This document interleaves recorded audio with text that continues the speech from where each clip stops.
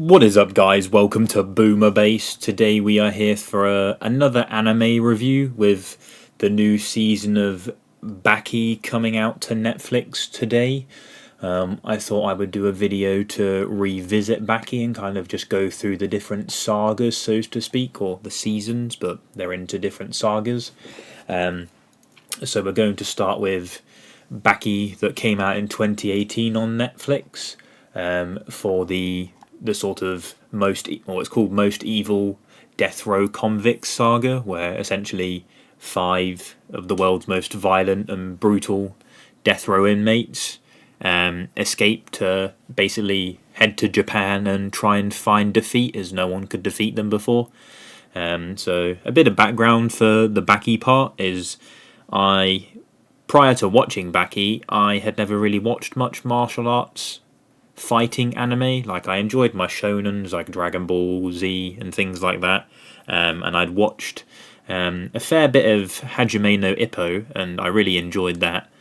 And this was my first time watching a sort of martial arts-esque anime, and I was just thoroughly blown away. I don't know what captivated me with this. It was just insane, off-the-wall fighting near enough every episode. Now, I know from watching this that I know there is a Baki the Grappler and Baki the Grappler Maximum tournament that takes place prior to this Death Row Convict saga, in which I haven't watched those. I think they are available on YouTube, so one day I'll get around to them. But to continue with this, there is I felt like slightly lost with the sort of elements where the characters felt like they knew each other and things and whatnot, and that was a bit dazing at first. But even with that, I didn't do any research about anything other than like any of the other characters or what they did before. I just understood that Baki had won this tournament and was just known as a shit-hot fighter, essentially. And then to have just these death row inmates just escape and just cause absolute chaos was just flabbergasting to me. Like, this is just high-octane fighting. Like, I know sometimes I can be quite critical of things or quite harsh with anime. I know if you've watched my Chainsaw Man one, I wasn't a fan of the animation. I still enjoyed the story and things and thought there was some pacing issues.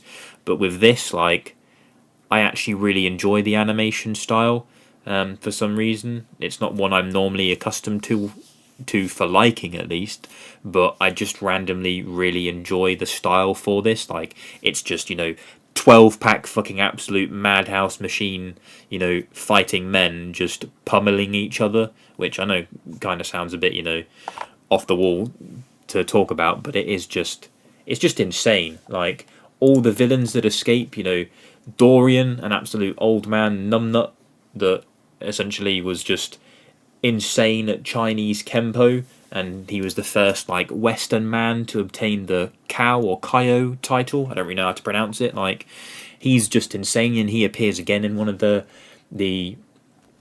tournament saga that follows this, which is really cool. The Rai Tai tournament. Then you've got Hector Doyle, who's a proper like sleazy flipping geese who just uses extreme like fighting styles where like his body's modified to have knives and blades in his body, and he's one of the from memory, he's one of the convicts who is around the longest. He's quite a sleazy bastard.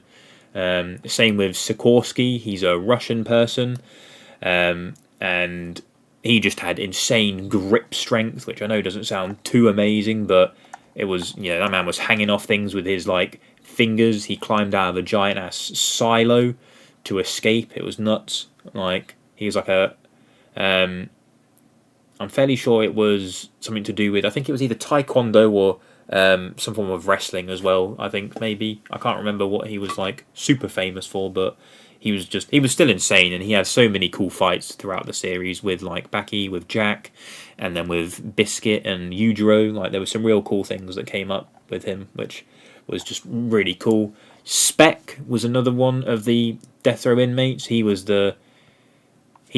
crazy dangerous when he first came onto scene. He's what dragged me in. He's like the first one that you see having some action with some of the characters in Baki in Japan. Like, some of his fight, like there was a scene where like he puts a grenade in his like, I think it was his mouth or someone else's mouth.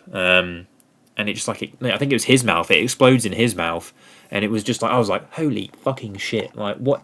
Like I've not seen this type of intense, crazy fighting. Oh no, I think it's he throws a grenade to Hanayama. He shoots himself in the mouth. Sorry, but I don't think he's got any crazy sort of martial artist. He's just a very capable person, from what I can at least remember. But it's really hard to explain Baki without like watching it.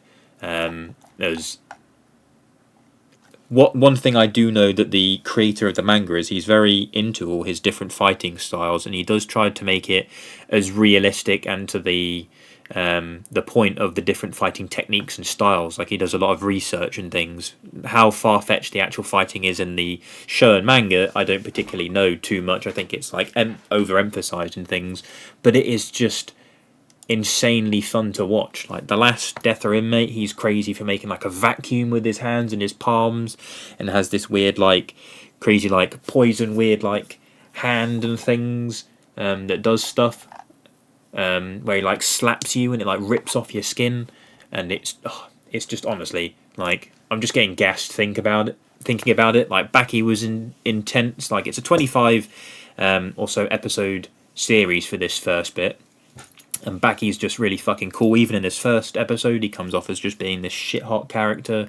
Then throughout the show, he has a couple of losses just because these like inmates are not your typical type of fighters that he is used to. They are kind of cutthroat and will use any means, and they are like trying to push people to the limit to taste that utterness of defeat.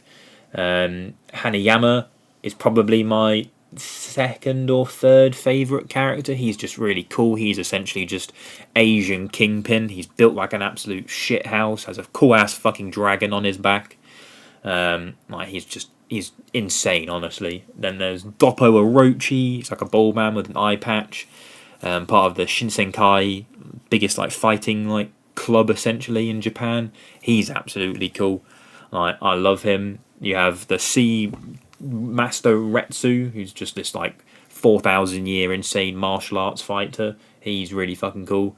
Hanma Jack, who's Baki's like step half brother or something or other, like a weird genetically modified like human. He's fucking cool, to be fair. He's a dickhead, but he is cool. You have Yujiro Hanma, who's an absolute insane character. He is like known as a one-man army. Like the army don't touch him, the world government don't touch him. He's that fucking shit hot and cool. You have Biscuit Olivia, who is my favourite character in all of Baki. He is just this, I'll say it again, shit ton brick house fucking. He's a giant black man with muscles the size of Jupiter. Like he is insane. Like I have room for him to get tattooed on my like arm, where I've got this section of characters who fall into like what I deem to just be absolute goats in their series, and just unstoppable, crazy fighting prowess. Like I've got Escanor from Seven Deadly Sins, Zoro from One Piece, and Kenpachi from Bleach, and they're some of my like favourite characters for just like being shit hot. I know you have Gouki, who's another like really cool person in the show, but he does fall to like not being as loved for me. But no, it was really cool. There was a crate, like it's just nuts. It honestly is nuts. Like Baki's dad literally ended up crashing this lady's wedding to impregnate a lady to have a kid because he wanted someone to fight to beat him because he was just too powerful, and the only way he thought to do that was to just have a son or have his genes. And like I'm fairly sure it works up to the point later in the manga where I think Baki might beat his dad, but I really don't know.